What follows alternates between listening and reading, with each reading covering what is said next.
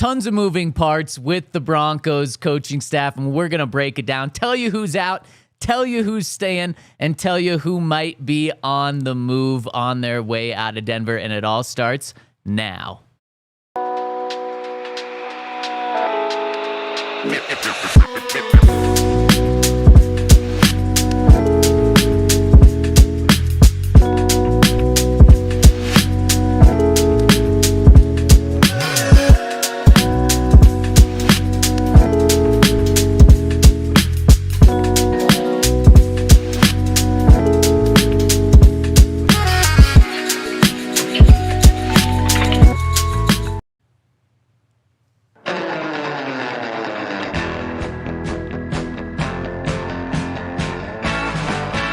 We got firings, we got people getting promotions, we got people signing some deals to stay in Denver. There's so many moving parts to this Broncos coaching staff and executive staff that we're going to dive into on the DNVR Broncos show, live from the Toyota Lounge, driven by your local Front Range Toyota stores. And we are inside the DNVR bar, presented by Bet365. Use that code DNVR365 when you sign up. Todd, how we doing? Feeling good, man. It's Tuesday. Getting through the week. True. But it feels like a good Tuesday. Nothing's wrong. Good. Sun's out. Snow is melting. Guns out? Yeah, a little bit, Maybe later. Shady rays on if the sun's out. For sure. Yeah. Yep. Henry, how you doing?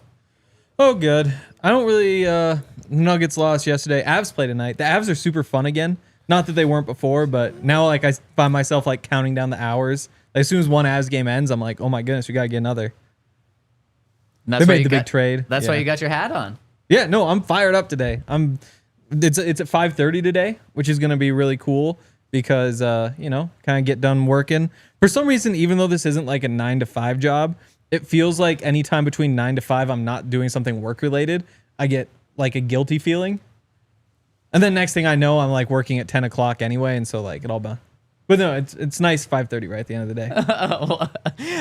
day. You might be like, you're one of the few people that's like more fired up about the Avs after the big trade. I mean, that's what I was talking to Spencer about upstairs. Like, that was a great trade. Like, I know everybody loves Mikko Rantanen and he won a cup and all that sort of stuff. Been here for a decade.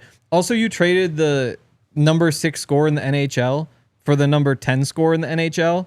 The number 10 guy is faster, plays better defense, and is younger. And you also got a third-line center and a second-round pick and all this other stuff. Like, you put that guy with Mikko Rantanen, and we've seen it already in 2 games. Like, it was kind of the spark they needed. It was an incredible trade. As much as I love Mikko. I'm glad that you are positive about it because, as Ramon says in the Toyota chat, bro, we traded Mikko. Yeah, which is sad. But also, like, if you trade Mikko for somebody who's almost as good as Mikko, might fit a little bit better than Mikko, and all that other stuff, and you save all the money because you're going to leave him for nothing or lose him for nothing in the offseason. Like, that's kind of the kicker at the end. Like, it was an incredible trade. Are you on the Av show later today? I wish. These are the times when they don't want more people on. If in July or whatever, maybe I can work my way in, but not right now. Well, let's jump over to the Broncos because you're talking about some moving parts on the Av side. There's some moving parts with the Broncos, and if you want to follow all the moves on like a day-to-day, hour-to-hour, minute-by-minute, we've got a tracker up over at thednvr.com, and so far, guys, there's only been people leaving the building. The Broncos haven't brought anyone new in, so we're going to update you guys and talk about just where things stand and how much these moves impact the Broncos, if at all, and maybe there's a bright side to all of these moves eventually. And we're talking about, I mean, there's been guys that have left the executive office for the Broncos. There's been multiple coaches that have left on their own to get promotions. There's been someone that's been fired. And then there's some guys that have committed to stay to the Broncos despite having interest at other places. And let's just start off with the one that we've already talked about, the firing of Ben Kotwika. So far, that's the only move the Broncos have said, see ya. Don't come back next year. Your key card doesn't work. How are we feeling about that move 10 days after it went down? I mean, it was a decision they make. I would say that special team coaches, there's only like a few like standouts in the league. So I don't know who they're trying to land, but there's not really like a plethora of really good special teams coaches. It's like a lot of them they put together a scheme, they throw it up on the board, and everybody just plays special teams. Like, you know what I'm saying? It's not really like a lot of passion and soul put into it. But there are a couple of guys who I feel like are really good at their job, and I just don't know if they're on the open market or if they're just trying to poach somebody from another team, or if Banjo's going to step up and maybe he'll be the head guy in Denver. Yeah. I continue to not really care. Like, that's one of those where it's like, and I feel bad for Ben, like, and his family and having to move, all that sort of stuff. Like, there's the human element to it, which, you know, that's the sad part. But then in terms of from like a pure football perspective, one special teams coordinator, another, like, it probably isn't going to be that big of a deal. That's so wrong. Go take yourself back to 2 years ago when the Broncos had pretty much by far the worst special teams in the NFL. Then they get a new coordinator in here, and but it who is changes that? to be Mike Westhoff and Ben Kotwica. Yeah. And that's why, but to your point, you're saying like, it doesn't really matter. Special teams is special teams. No, we saw it just in that 1 year. It's not like there was, 10 years of different players in here. There were still a lot of players from the 2022 team to the 2023 team. But saying that, I think special teams matters a lot. Definitely. And then the coordinator is the one that runs all of that. Todd, you probably have a better idea, but I don't think Sean Payton's in the special teams room running those meetings. I don't think it's him that changes it. I think it's the people that he hires. Now, saying that, I'm very confident that Sean Payton made this move, knowing he can get someone in the building that's going to elevate their special teams and keep them as good as where they were, if not better. But to say special teams coach doesn't matter, we literally saw that in Denver, take them from the worst special teams unit to the best in back-to-back years. I think it definitely does matter, but when I was in the building, Mike Westhoff was running the meeting. Exactly. So when he decided to step away from the team, I think a lot of people feel like they lost their special teams coordinator at that point. Yeah. Even though on paper, Kotwica, was the guy. But that's not what I'm saying at all. But that's what I'm saying. Yeah. No, you're saying you just said special teams coordinators like, don't matter. I'm saying again, my answer to Ben Kotwica's gone. I don't really care. Again, if it was Mike Westhoff who was gone, it'd be like, okay, this is something. But instead, it's like, I think Ben could do a good job. I think he did a good job. I don't think that there's like this huge separator between Ben and just like your average special teams coordinator across the league. Like, yeah, if it's Mike Westhoff is out the door, it's like, oh, okay, like this could be a drop off. But like there's in baseball, you talk about like the replacement level, like wins above replacement or whatever. It's positive or negative. Ben Kotwica, for all we know, pretty much just that dead center. Next guy might be a little below. Do we know though? I think that's we don't know. And without knowing, I can't really say like, oh no, or like, oh good. It's just like, yeah, sure. I think it sucks just because I feel like he was a really good guy and I think he worked hard at his job. Yes. And I don't know if he like we talked about some people getting opportunities. I don't know if the last half of the season was enough to say like it's time for you to go or you didn't do a good enough job here. So I don't know. Yeah. It is. I mean, they made the decision, but don't necessarily love it. But if they bring in somebody who's a proven commodity, then it makes sense. Todd, there's someone in the Twitter chat, John, who says Todd could do it. Have you been contacted to pair up with Chris Banjo to maybe on the special teams group? I would definitely do it. I could coach some special teams because it's all about heart and passion and want to. Like, it's not the sexiest phase of the game, but if you love it and enjoy it, then it really can become fun. And if you're damn good at it, then you can get paid and you can extend your career, 7-8 years. There's some guys who only play special teams their entire career. So it just has to be something you fall in love with. Like my first year when I was only on special teams, I just told myself, all right, if this is what I'm going to do, I'm going to give everything I have to it until my, opportunity comes for me to play defense. So that's why we were just out there rolling. And our special teams unit was dominant from, we had Shaq Barrett was on the special teams. David Bruton was on the special teams. Kayvon Webster, Cody Lattimore, Corey. We had guys. Every one of those guys went on to start at least a couple games in the NFL. Like our special Lorente McCray. Like we had dogs on special teams. And you just gotta want it. It's one of the reasons why you draft traits. Or it's like this guy's 6'4" and 240 pounds and can run however fast. I mean, that's Drew Sanders. It's like things haven't really worked out in defense, but guess what? He was making crazy plays on special teams. Same thing with JL Skinner. And that's Cody Latimer never really put the pieces together as a receiver, but you put him out there as a gunner. That guy's a monster. Wrecking people, yeah. I mean, I also think a big thing is, Todd, you kind of just gave a little minute and a half rant on it of just getting guys ready to go, getting guys bought in and fired up. And that makes me think I'm actually surprised a lot more former players aren't special teams coaches. And obviously that's what Chris Banjo's doing. He went right from playing 1 year to then being the Broncos assistant special teams coordinator the next year. But when I think around the league and think about guys that have been the Broncos special teams coordinator, it's not former players. And pretty much the number one role is to get guys who were stars in college that didn't have to play special teams to buy into special teams again, and not just play it, but buy into it. And I just feel like a former player. I mean, you got me fired up. I've never played special teams, and I'm fired up to go play some special teams. I'm surprised that that's not a route that more former players take. It's just not the sexiest. I think if you ask anybody, it definitely pays. But if you ask anybody, even if you're playing, when you're playing, it's like, would you rather play special teams or play defense? You're like, I'm going to pick defense. And so I think when, especially good players get out, their first instinct is to go, I'm going to go to defense or offense instead of going to special teams. So I think it's the same.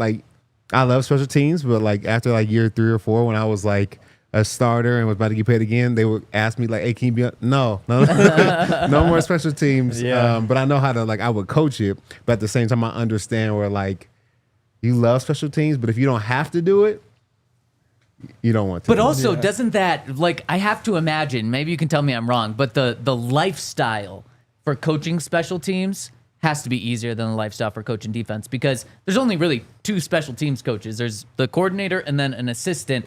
And I can't imagine that the special teams coaches are in there grinding film and in the building from 5 a.m. to 10 p.m. like everyone else on the coaching staff, right? No, I think it's probably a little bit easier. You just got to be able to manage who's hurt, who's down, who's up. You're always subbing players in and out. But as far as putting together a game plan, okay, we're punting right, we're punting left. We're kicking right, we're kicking left. The kicker's going to do his thing, making field goals. I just got to be able to watch him pregame to know, okay, he's good from 50, he's not good from 55. So, yeah, I would say it's probably a little bit easier. You occasionally scheme stuff up, though, right? Find something on film. Rushes for sure. Okay.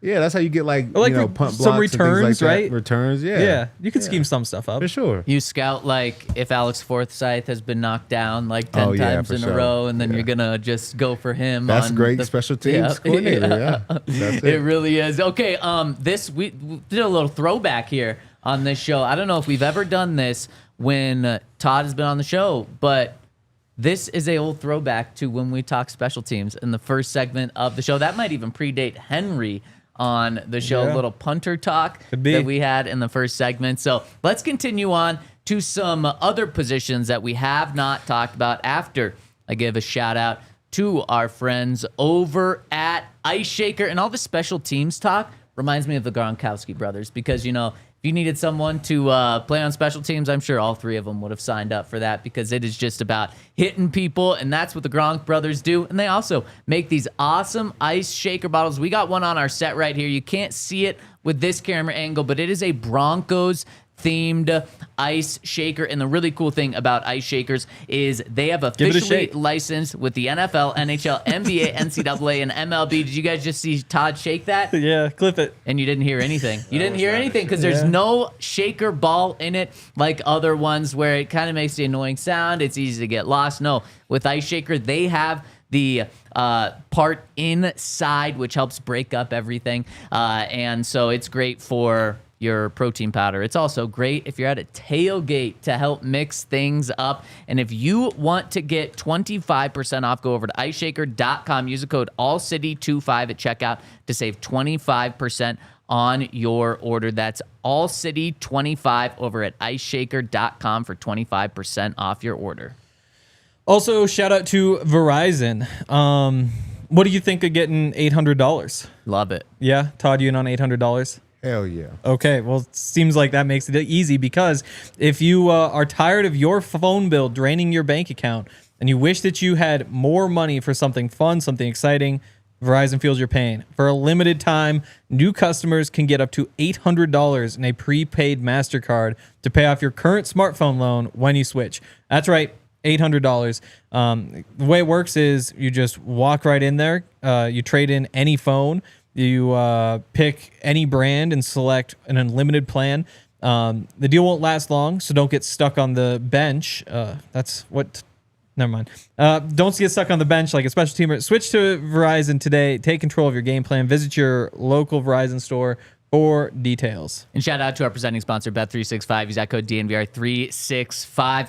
Before we dive into the coaching staff, let's talk about Darren Mougey, who left. He was a Broncos assistant general manager. He started in the NFL with the Broncos as a scouting intern in 2012. He won Super Bowl 50 with Utah, and he just continued to make his way up the ladder, made it all the way to assistant general manager these past couple of seasons next to George Payton. He becomes the New York Jets general manager this year. Broncos lose the assistant GM. How big of a deal is that for him? I think it's always like, a bit of a big deal when, the assistant GM, I think they play a really, really important role in scouting. And, when the boss man's not around or traveling, whatever he is, like now he is the GM or acts like the GM. So that's a big piece they're going to have to find out a way to fill. So we'll see. I hope he didn't just steal all of our draft ideas, though. I hope we weren't talking before he left because they've got a better pick too. Yeah, so now everybody that we wanted, he's like, hey, these are guys you really need to Yeah. No, that's always a weird part, especially because I'm not sure how much of that scouting, because you would think they have scouts at all these games who have reports all year long. Yeah, so I wonder if you were to put a number on it, are they 80% of the way done? Are they 30% of the way done? Because obviously they haven't gone through and ranked everybody yet. Yeah, I think that's the biggest thing is they haven't put their board together. But they would have general good vibes or bad. Yeah, but I mean, you could have good vibes about the guy that's the 100th pick in the draft, but he's still the 100th pick instead of the 15th pick or something like that. Yeah. I wouldn't be too worried this early in the process. know. But he definitely knows who the Broncos, like. And he is the right-hand man of George Payton, and George Payton is obviously crucial in this. So that is an interesting dynamic. But I think it could also, because these guys are so close, it could open the door for the Broncos and Jets making deals. Yep. Broncos and Jets made a deal last year when they didn't have the connection. Now it's like two best friends that just work with different teams. And I have to imagine, being in different divisions, same conference, but different divisions, if the Jets are going to, say, trade Garrett Wilson, and they have an offer from the Raiders for a second-round pick, maybe Darren says, you know what, we're going to trade Garrett Wilson. I'm going to give George Payton a call and see if the Broncos want him, my former team, my good friend, instead of the Raiders. And I'll just be honest with him and say, we're getting a second from the Raiders. Can you guys give us a second? And if there's, picks in between, give us a fifth too to make up for that or something. I think that is how the NFL operates and works sometimes. And Darren, not only a lifelong Bronco, but also working hand in hand with George Payton. They had a great relationship. I think there is a little positive that can come out of here. Absolutely. And I feel like you said, it can't really hurt the Jets to trade. I mean, unless we're playing them that year, most of the time it'd just be like, fine, you can take them or we can make a good trade because we have that relationship and you can't hurt us twice a year like other teams could. Like if he went to the Chiefs, we're probably not getting anything from them and they're not getting anything from us. But it does make sense that, we would have some favor with him over at the Jets. Yeah. The other piece is that, being a Bronco for so long, all of his connections are through the Broncos. And he's been here long enough that he will have worked with a bunch of different people who have come and gone. But you would imagine as he's building out his staff, he's going to be looking to poach a bunch of Broncos, front office people, which I'm curious how that all plays out. Because it's going to mean that the Broncos need to find a way to be like, hey, we'll give you a pay raise or we'll give you a better title or whatever. But that's the flip side to all these is that the more you lose, the more you're going to keep losing. Yeah, and that is something that the Broncos will have the advantage of doing is being able to pay their scouts as much as they want, and they'll be able to pay their scouts and executives more than any team in the NFL because not only is this ownership group really wealthy, but they have also shown that they will spend whatever's needed. Now, I think they'll probably still will lose a couple of guys because guys will probably get promotions to go over to the Jets, and sometimes you just can't keep up with that. So you'll lose some guys like they have on this coaching staff. But just one more example really quick of this Broncos ownership group doing whatever they need. Did you guys see the news about what the Broncos ownership group today in the philanthropy world? They committed $12 million. It's the largest gift in Broncos history from the team to every single high school to give the every high school football player in the state brand new state-of-the-art helmets. That's awesome. The Axiom. Yeah.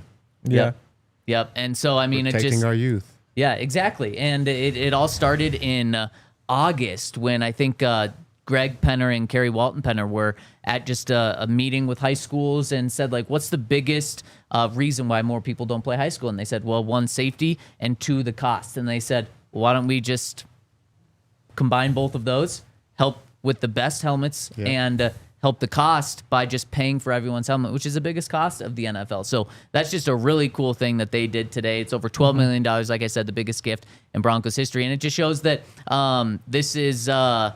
it's 15,000 helmets that they're giving out. And it's just shows that they're willing to do whatever for the community, but also there's not been one thing with this team that they've shorted on in terms of like, we need this, we're not going to give that to you, or we want to keep this coach, we're not going to do that. No, they haven't done that at all. So if it comes to a bidding war with their scouts or their coaches, they're going to pay them to keep them.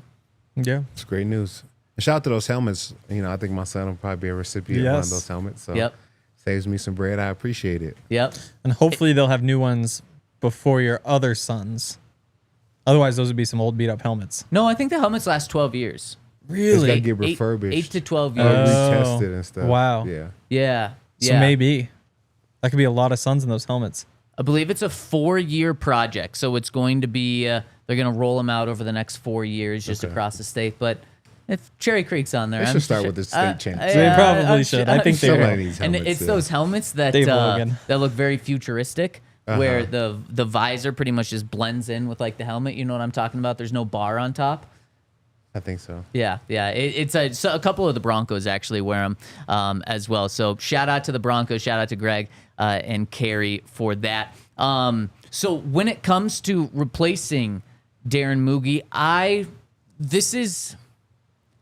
think this is one that they're going to do internally, and I think, as the Toyota chat has mentioned, Cody Rager will probably get that bump. He was hired last year from the New Orleans Saints. He's one of Sean's guys. He's a younger guy, and he travels and is with this Broncos executive group, with George Payton, with Darren Mougey, just like he's their assistant. So I think he's probably going to get the bump there. And it's just a nice blend of Sean Payton's New Orleans, knowing exactly what Sean likes, with it also putting him with George Payton. So I think that's probably going to make the move that they make there.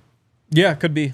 And again, if Cody's happy in the current role, then maybe you could bring somebody else in or give somebody else his role or whatever. It's just whatever. You just want more voices in the room, and I'm sure Sean has a bunch of people who he knows he'd like to have in there. And George, too.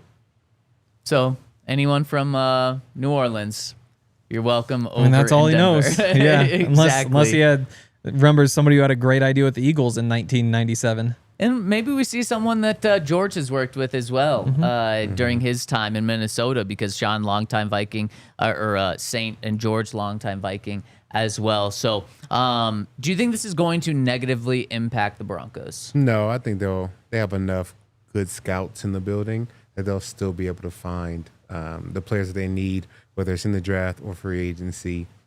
I think they have enough talented scouts to be able to do a good job. Yeah. It's an assistant GM. And I don't want to minimize that role, but the Vikings went downhill. It's not like you're losing a receiver, you know. Peyton left. It's very true. He was there to draft Justin Jefferson, then he left, and then they had to fire everyone before rebuilding, and clearly their rebuild has been really good. Yes. I think one of the best things about George Payton is now he knows how to be a general manager, but he was also an assistant general manager. And I think with the Broncos, he's kind of taken on both roles. And Darren was a great asset for him, but I don't think George is going to be lost without him. And I think they'll replace, and George is going to be a great mentor to whoever they replace him with. If it is Cody Rager, that'd be a very good person to teach since he is on the younger side. So I think that's how it'll go, and I'm not too worried about that. But when it comes to the coaching staff, Todd, you know how important the coaching staff is. And so I want to pick your brain just on how important it is that the Broncos have already lost a few pieces on the offensive side, and let's dive into that conversation after I give a shout out to our friends over at Bet365. Henry, what are the odds for tonight's Avs game? I don't know. Are they underdogs? Look that up for me They because certainly are not. We have new lines or initial lines, opening lines for the Super Bowl. And the Kansas City Chiefs are favored over the Eagles, which means if you want to bet against the Chiefs, you can get plus money on the Eagles. I think they're about like plus 110, plus 115 over at Bet365 right now. And Bet365 is going to have you covered for all of the props. Anything you want to bet on, they're going to have it over at Bet365. They're all about the unordinary, never ordinary is their slogan. And so if you want to get in on some crazy props for the Super Bowl, they're going to have it. And we'll find out the craziest props they have specifically when we're at the Super Bowl next week. So if you want to check them out for any sport, use the code DNVR365 when you sign up. Deposit $10, place a $5 bet, and you're going to get $150. Win or lose in bonus bets. That's code DNVR365 over at Bet365. And of course, use that code DNVR365. Bonus bets can be used on the spread, totals, player props, futures, and more. Whatever the moment, it's never ordinary. Bet365 must be 21 and older, physically located in Colorado. Please gamble responsibly. If you or someone you know has a gambling problem, once help, call or text 1-800-GAMBLER. Terms and conditions apply. And shout out to our friends over at Game Time. Game Time for me is the best place to buy tickets for sporting events, cinema, theater, whatever you want to get into. You got to check out our friends over at Game Time. If you guys want to check out the Nuggets on the road, you can check out the Nuggets. Go to the Game Time app and buy your tickets right now. The thing I love about Game Time is they have their all-in pricing.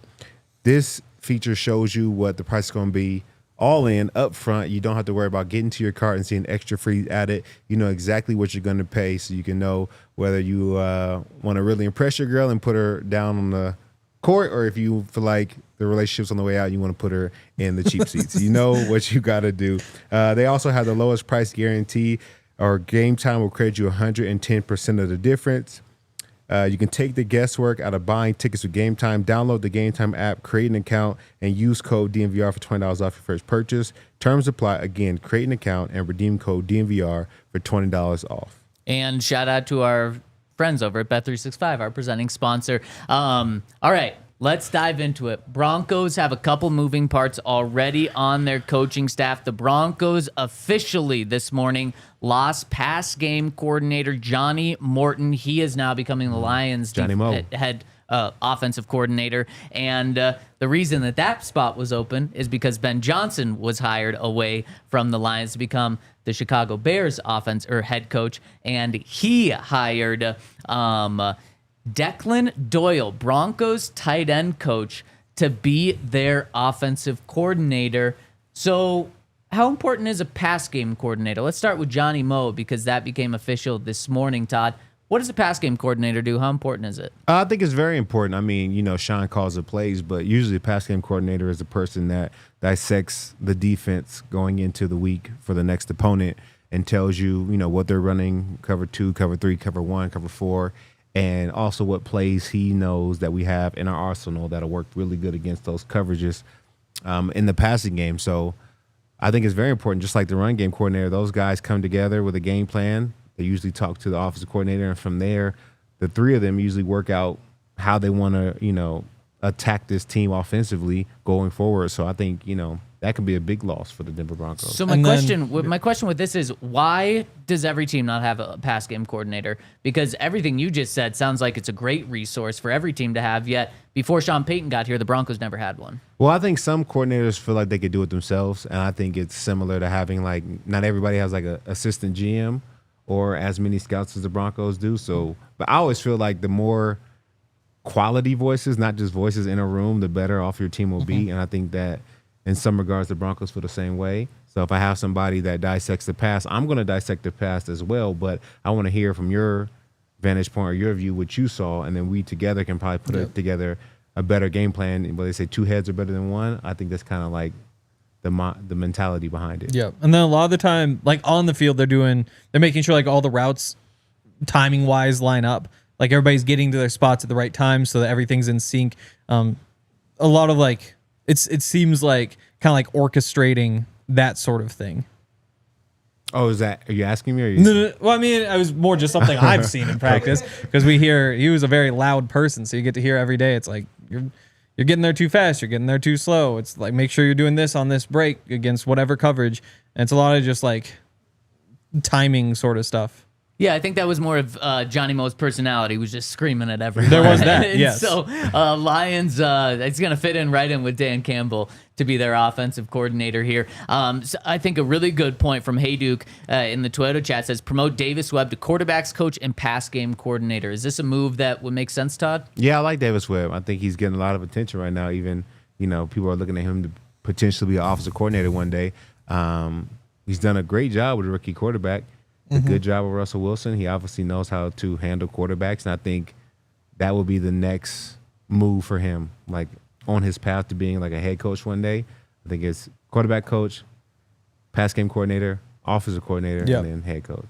And I think this is what the Broncos, I think this is what will happen because the Broncos really want to keep him, and he has had interest from other teams about potentially being an offensive coordinator, but I think he knows if he stays here with the Broncos, gets a pay bump this year to stay, and then also continues to work with Bo Nix, which he absolutely believes in, get to work under Sean Payton. He's just going to continue to have his pick of jobs if things continue to go in the right direction. So I do believe that the Broncos will be able to keep Davis Webb on the staff, and I think it's very crucial how he worked with Russell Wilson, then immediately transitioning to a completely different quarterback and showing that he can help Bo Nix.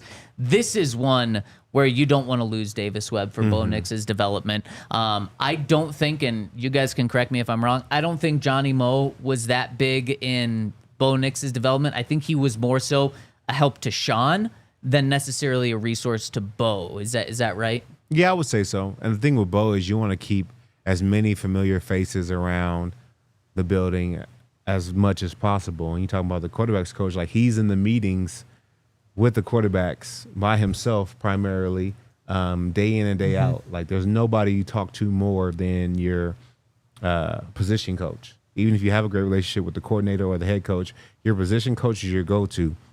Sometimes you may get a message that offensive coordinator says one thing, position coach says another. Like you usually do what your position coach says and let them kind of work it out just because they have a good relationship or more of a relationship with that person. So we need to keep him around for sure. Like within whatever role, like I think he's just good for Bo Nix. Yep, especially when you can pay him whatever you want to. You can pay him offensive coordinator money and just keep him in a not offensive coordinator role as well. So the other guy that the Broncos lost on the offensive staff was tight ends coach Declan Doyle. A lot of people might be thinking, who? In fact, I joined the CHGO Bears show yesterday, and they started off the interview by asking me, who the hell is Declan Doyle? I think a lot of Broncos fans are probably asking that same thing. We're like, wait, what? He wasn't just our tight ends coach, and Broncos had one of the least unproductive, how about I put it like that, tight end groups in the NFL. Okay, worst from Henry. Worst tight end rooms in the NFL last year. Plus, Declan Doyle, guys, 28 years old. This move came out of nowhere from the Broncos. I mean, how surprised were you when the tight ends coach, who's 28, is leaving to become the offensive coordinator of the Bears? Yeah, I mean, it's surprising. Not bad. Aren't you 28? Yeah. You're going to hand over the Bears offense to him? No, I mean, I could do a hell of a lot better than the last. He could do some things. I could certainly do better than the last OC there. You think so? Oh, 100%. Yeah, I'd be leaning on the assistants for stuff, but yeah, I mean, you couldn't do any worse. That's for sure. I mean, it makes sense. Worked with the new head coach in New Orleans for a couple of years, so they knew each other, and if that's the guy you want, I mean, whenever a first-time head coach has like the first-time coordinator and all that sort of stuff, it just makes you think of Nathaniel Hackett and how he built that staff. But yeah, I mean, if you think he's a smart guy, then go ahead and do it. Like the Broncos, I don't know what you wanted out of those tight ends. Like Adam Troutman is Adam Troutman, and he's a nice rotational piece. Nate Adkins, Lucas Kroll, you kind of had what you had. I don't look at those guys as like big balls of clay who could have turned into 1,000-yard receivers. I'm not too worried about that aspect. So I agree with you, except for one, Greg Dulcich. How would you fit that in? Because he was always supposed hurt. to be He was always hurt. Big ball of clay. And if Sean didn't want him on the field. He hardly played at all. Like for injury reasons. I'm not too worried about it. For me, I feel like, coaching is so important, and I think that's why we look at Sean the way that we do. Because I think had he went out there and won 5 games, everybody like, well, what do you expect? His roster, new rookie quarterback, but because he's a good coach, he got them from 5 wins to 10 wins, and they had a great season. So that's what you want from a really good head coach. Is we might not have the best guys in this room, but we need you to provide that extra bump, that spark, whatever it may be. You got to help them to play better than they actually are. You did take Nate Adkins as an undrafted free agent and turn him into one of the league's best blocking tight ends. Like was it the last game of the season? Might have just been the last. How many snaps did he play? Like didn't I feel like if he's the league's he got best the bulk of the blocking workload end, at the end of the year, didn't he? I don't know. I'm not. Are you laughing at me, or are you kind of laughing at the notion that he's? Yeah, I just haven't done much evaluating the blocking tight ends around the league. There's a guy who could go. I'm gonna have to take your word for it. We can check the numbers. Honestly, I don't blame Declan for this. If I'm a Chicago Bears fan, I'm like, what the hell is Ben Johnson doing? Because I would have expected the complete opposite hire from Ben Johnson from a Chicago Bears perspective. This is a first-time head coach. Ben Johnson is a very good offensive coordinator, no doubt about that. He's going to be calling plays. So Declan Doyle is more of like his assistant offensive coordinator is kind of what it is. I would have felt like he would have wanted a veteran offensive coordinator, someone that's maybe even been a head coach before, and just knows kind of how to divvy out responsibilities and help a head coach that's also calling plays on game day. Instead, he goes for a guy that's even less experienced than him at 28 years old. So everything I heard was Sean gave Declan a massive stamp of approval. And you kind of have ties from Sean to Ben Johnson because Dan Campbell coached under Sean Payton, played under Sean Payton, and now obviously Ben Johnson coached under Dan Campbell. So there's that connection there. Sean gave Declan Doyle a massive stamp of approval. Everyone in the Broncos building, from players and coaches, really, really likes him. People say he's mature beyond his years, which he has to be in order to take this step in his career. It's just a big shock for what I thought the Lions were going to do. And then also why Sean Payton would advocate for a guy like this to lose a guy that he thinks is so smart and such a good coach is there's no room for Declan Doyle to move up in the Broncos coaching staff anytime soon. Yeah. You had Johnny Moe when this move happened. You had Johnny Moe there, a pass game coordinator who's above the tight ends coach in terms of like the ear to Sean. You have an offensive coordinator, Joe Lombardi, who has 25 years experience in the NFL plus a decade with Sean Payton. And then you also have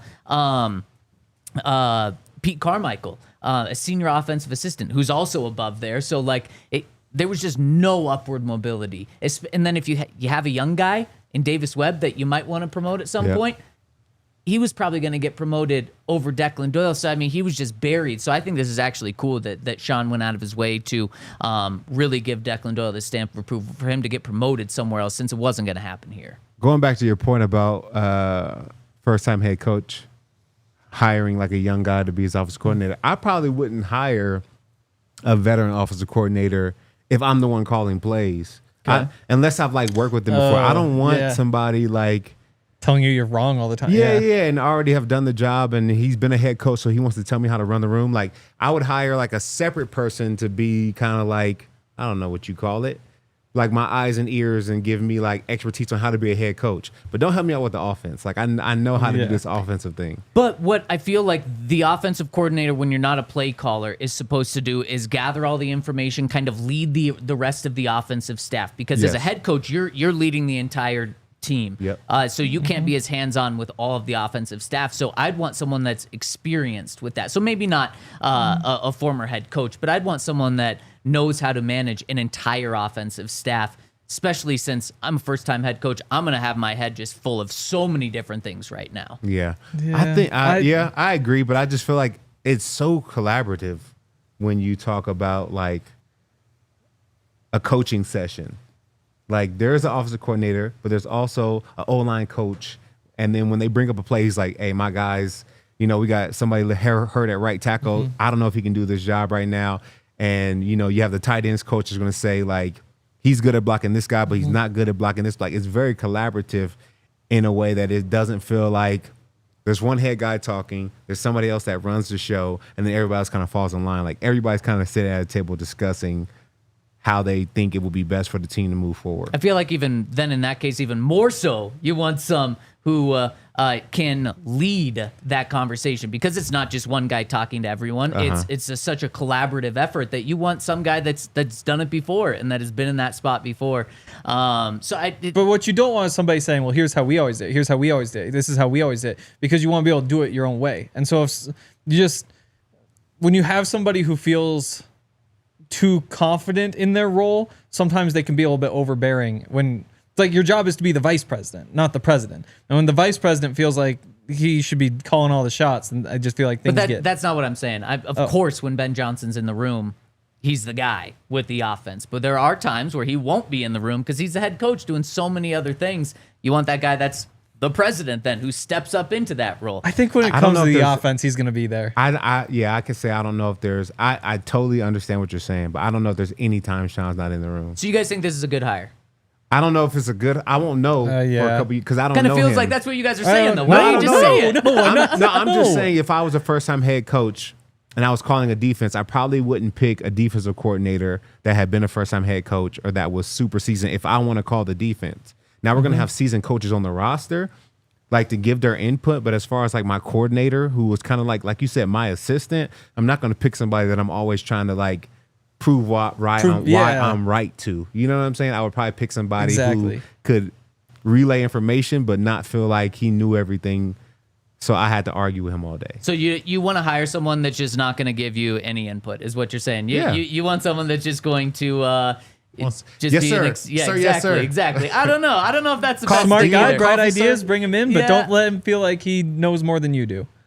I think that's bad. Where the hell's my coffee? I think Didn't you're that happen coaching here? scared, you're playing scared. I think that's bad. If there- you're the guy, you should feel comfortable surrounding yourself with better talent. Isn't that what they say? Like the best managers are the ones that can bring in guys that do their jobs potentially even better than you, and you just do a good job of managing. So yeah, I don't as think John that's what says, it is. pretty much saying a yes man. No, that is. I've heard that before. No, not a yes man. Saying I'm just a yes no. man. That's what you guys are saying. No, essentially. But no, you want No. somebody who's young, who has bright ideas. yes, and not, he's talented. He's talented, but even on this roster now, like you have Sean Payton, and then all the guys underneath him are not better coaches than him or have more tenure than him. Like They're extremely experienced. that's what I understand that. Guys but I'm with just 25 years of experience at the top But I was three just offensive talking. I was talking about positions. your point about bringing Yeah. somebody in who had done a job that I hadn't done before, Yeah. or that been an offensive coordinator at a level that I hadn't before to be my second in command. I wouldn't do that. I want somebody who's smart and experienced, but I don't want somebody who I'm battling with for ideas. When you know what call I'm saying? three That's what I'm plays that don't saying. work in a row, is sitting there thinking like, "What the hell is this guy doing? Like this guy doesn't know. I should be the one doing all this stuff. I've done it before. Like That's totally different. But that's what we're saying. But that's why you don't go for somebody who. That's why you want somebody who's like learning to be in the role. You're bringing them up with you, learning how to be like your number two, how to work together. Not somebody who knows how they want things done. Yeah, because if he's not smart or not bright or doesn't have ideas, like then he's just useless. You know what I'm saying? I don't want anybody just useless flesh around. I could swear that That's happened. kind of what you want. It's kind of what you and Henry are both I could arguing swear there was for a here. coach Oh here my who the story gosh. was like was it like a coordinator or something was being like a little bit over aggressive in their role. I can't remember who that was. Well, you're making I'll stuff go up ask now, I Jeff guess. Lego next time he's here. We are going to keep this on the Broncos because we got some more coaches to talk about after I give a shout out to our friends over at Live Well, where if you want to live well, you got to check out our friends over at Live Well, where they've got 25 convenient Colorado dispensary locations with a premium selection to help get you exactly what you want. They've got expert service that awaits you. They've got knowledgeable, supportive staff that are there to help you, whether you're looking for cannabis flower, edibles, concentrates, and they've got so much more too. They also offer a price match guarantee, ensuring you get the best value by matching local competitors' prices on eligible products. Visit livewell.com today to reserve your product online for a quick in-store pickup, or simply stop by. They can't wait to answer all of your questions on cannabis. And if you order online and you want 25% off, when you go in to pick up your item, mention DNVR25 to get 25% off one regular priced item. And you can also tell them this when you pick up your order, even if you're not ordering online. Use that code DNVR25 at pickup to receive the discount, whether you order online or in the store. That's Live Well. Restrictions apply. And make sure that you check out our friends over at You just had a minute to do Toyota. this. Well, I was checking others. I can't remember. It wasn't Munchak. It was one of those guys. Toyota, where if you want a truck, you can go get a truck. If you want a car, you can go get a car. Anything really in between those two. Whether you're conquering off-road trails or hauling the weight of the world, there's a Toyota truck that's just right for you with the all-new 2024 Tacoma, the return of the iconic 2024 Land Cruiser. They've got 17 models with available all-wheel drive or four-wheel drive, like the Epic 4Runner, 16 different hybrid vehicles to choose from, like the Tundra iForce Max hybrid truck, Toyota SUVs. They take command of the trail and the road. You can explore the road less traveled, the RAV4, the Grand Highlander. You can visit your Front Range Toyota stores, a location near you. AutoNation Toyota, Arapahoe and Centennial, Corwin Toyota in Boulder, Groove Toyota in Littleton, Mountain States Toyota in Denver, Stevenson Toyota East, Aurora, Stevenson Toyota West and Lakewood. Toyota, official automotive partner of the NFL, official vehicle of DNVR. Let's go places. So the Broncos have lost a couple of coaches. Really quick, since we didn't talk about it too much, how much does Declan Doyle moving on from the Broncos impact the Broncos and their tight ends? Probably not a lot, to be honest. They'll probably, bring another coach in. Oh, man. Probably going to be getting some new tight ends anyway, yeah. Yeah, there'll probably be some new faces in the tight end room, and then probably a new tight end coach that'll be good at his job. Probably, I don't think it'll affect him too much, to be honest. Yeah, no, you can't bring anyone too experienced in, or else they might just start calling plays over Sean Payton. I don't think you were listening. According to I don't think Henry. you heard us. I think the biggest issue with the Broncos tight end room, they need to invest in that position. And so I'm not too worried there. On the defensive side of the ball, we know Vance Joseph interviewed with the Raiders for their head coaching job. Pete Carroll got that role. He interviewed for the Jets head coaching job. Aaron Glenn got that role. It does not appear that he is going to be promoted from outside for a head coaching position. The only job that's open left is the Saints, and they have not interviewed him yet. So it appears Vance Joseph won't be moving on. So continuity for a third straight year at defensive coordinator. And big news is Jim Leonhard was getting a lot of interest from other teams to potentially be their defensive coordinator. He's his Broncos defensive backs coach. The Broncos, yesterday, he committed to staying with them. I believe that comes with the pay raise and a big commitment. Maybe some behind-the-scenes commitments from Sean, like, if Vance ever leaves, you're our defensive coordinator in waiting. And I think that's exactly what Jim Leonhard is he's going to be the Broncos defensive coordinator at some point. I think that's a great man to have around. He knows a lot about the game of football. I think he's part of the reason why the DBs played so well this year. He's very talented. I think he's a good guy to have around and keep in the building. If you're Vance, do you like having him around? Yes, because I think that goes back to my point. I think he's young and talented, but he hasn't been a defensive coordinator or a head coach. So they have conversations, but it's not argumentative, and it's not like I've done this job, I know what I'm talking about. It's still like a good flow to the conversation. Like you understand me, I understand you. Yeah. And there's not like a little bit of like animosity there. You know what I'm saying? So I think that would be a perfect head coach, offensive coordinator role, or even defensive coordinator. He's probably going to be, what is he now? Probably the pass defensive game coordinator. Yeah, you probably give him something like that. Yeah. Along with being a DB's coach. But if you're Vance, to Henry's point, if this guy is getting other interest to be a defensive coordinator, yet he stays here, are you a little worried? Like, is there a defensive coordinator in waiting, and what does that mean for me? I think just like playing on the field, you never have to be worried if you're doing your job. If you're doing everything you need to and the defense is playing well, I'm going to either stay the defensive coordinator, or I'm going to get a better job. And I think that's how you got to look at it. Yeah, and it's the same thing on offense, where it's like Joe Lombardi has Davis Webb there. Like, that's just kind of how teams build things out, just like they do on the field, where It's like Bo was great this year. If he hadn't been, then Zach Wilson probably would have gotten a chance to see what he could do. Same thing at running back, at receiver. That's just how it kind of goes.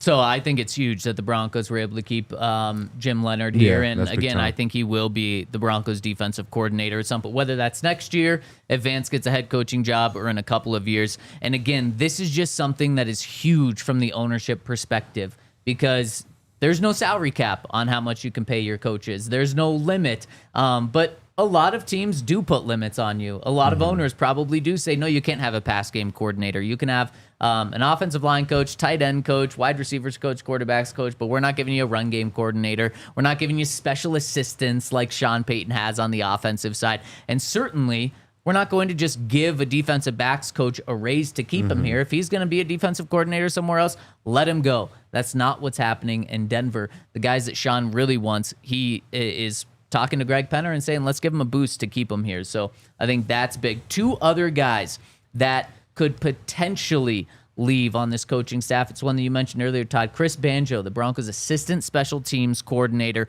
He has interviewed with the 49ers. They filled their special teams coach spot somewhere else, so he's not going to them. He interviewed with the Cowboys. They filled their special teams role with someone else, so he's not going there, but he's got interest from other teams. I believe the Jets are also interested in potentially bringing him on.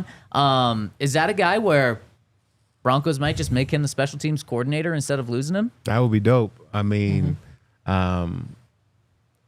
for me, I feel like he was the guy that got through to the young guys the best. Yep. You have older gentlemen in Kudwika and Westhoff, but I think Banjo was able to, have a little bit more commonality with the kids, not kids, but young adults. Some kids. Some kids. And then also he did it. Like, he's done it. He's played in the National Football League and played primarily special teams. So who else would you want to listen to but this guy? I definitely think he needs a shot at being the coordinator. Yeah. I would say in a perfect world, you always want to be able to keep those guys in the positions they're in, because if you're able to keep them there, then you get to bring in like a Darren Rizzi, who we've talked a lot about, who, I can't think of a single special teams play Saints ran, but everybody says he's good, so he must be good. You want to be able to bring those guys in, and if you give Banjo that role, then you're looking at more of an assistant type. And it's the same thing on offense, where it's like everybody wants Davis Webb here. You want to be able to hold him in that quarterback's job, because then you don't have to move on from your offensive coordinator to keep him, or Jim Leonhard, you don't want to have to get rid of Vance Joseph to keep him. You want to be able to keep him in that spot. So I think the Broncos would probably like to keep him in his role and bring in somebody else above. But someday he's going to be a special teams coach, so it might as well be now. I think what's very clear is happening is Darren Rizzi is still in the mix to become the Saints head coach. He was their interim head coach. They're interviewing with him. If he does get that job, then I think the Broncos are just going to promote Chris Banjo to be their special teams coordinator, then find another assistant below him.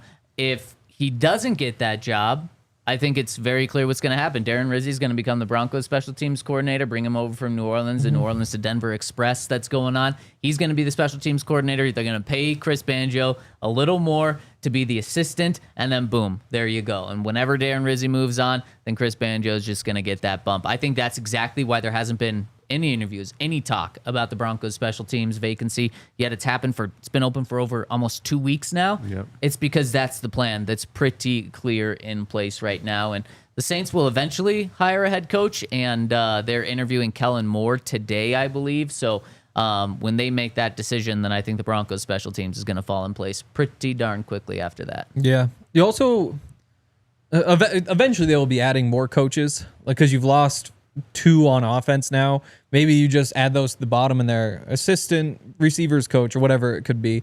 But also, like David Shaw, for example, getting an interview with the Bears to be their offensive coordinator. Head coach and offensive coordinator at first. Yeah. And so you wonder if maybe he fits a different role in Denver this season, more of like front facing than, I think he was at home in California all season just doing like advanced scouting stuff. He was both. Was he? He was remote back and forth. In person, yeah. Yeah. So could he be a pass game coordinator? Could you go with a run game coordinator instead and have him kind of lead the way there?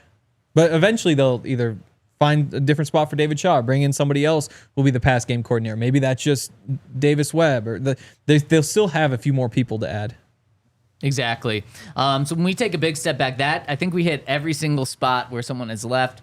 could leave or could be brought in as well. And when I take a step back and look at all of this, this is the first time I've ever had this conversation on this pod, where we're talking about so many guys leaving and being promoted and being poached from other coaching staffs. Yeah. It's just begun. And it's a really good thing. It means, and it's something that Sean Payton talked about many times over this past year, where the Saints owner came to him, Mr. Benson, when he was alive, the late Mr. Benson came to Sean and said, Sean, a lot of our coaches are being hired away. And Sean said, that's a good thing, Mr. Benson. You want that. When you should be scared is when no one wants your coaches. And unfortunately, that's what the Broncos have been. Too much over this past decade where no one wants him. The only time a guy's leaving is if he's getting fired. And now the Broncos are good. They're building something here, and teams want some of that sauce that they're building here, and they want to steal their coaches. So this is all a fantastic conversation, and it all comes down to, do you trust Sean to be able to find good replacements? And Sean's done this long enough and has a track record enough where, of course, I trust him to find those replacements. So not worried about it at all. Yeah. There will be more spots to fill, though, because when you lose 2 guys to offensive coordinator jobs, you'd imagine at least one more of the coaches is going to go, whether it's like an assistant who's getting to a position role, whatever it could be. But the more you lose, the more you keep losing because they all need to fill out staffs. Yep, exactly. All right, let's hop into the Super Chats and let's hear it from Xavi, who says, how much would I have to Super Chat to have you guys send me a jersey signed by you guys? That is too cool, Xavi. Yeah. My fee's $50. What do you guys need? Henry's fee is $0. My fee Just send is the jersey. $0. If Yeah, you send the jersey, why we'll don't you send send us the a jersey, Xavi? I'm- Don't say you I have guys. a Say fee. Henry. He was the one that was going to You charge guys don't him. have a fee? Of course not. I'll No. just take some of your 50. You must not sign many. So, Xavier, why don't you send us a jersey with maybe a return label in there so we can send it back to the right address? Would love to do that. That's awesome, Xavier.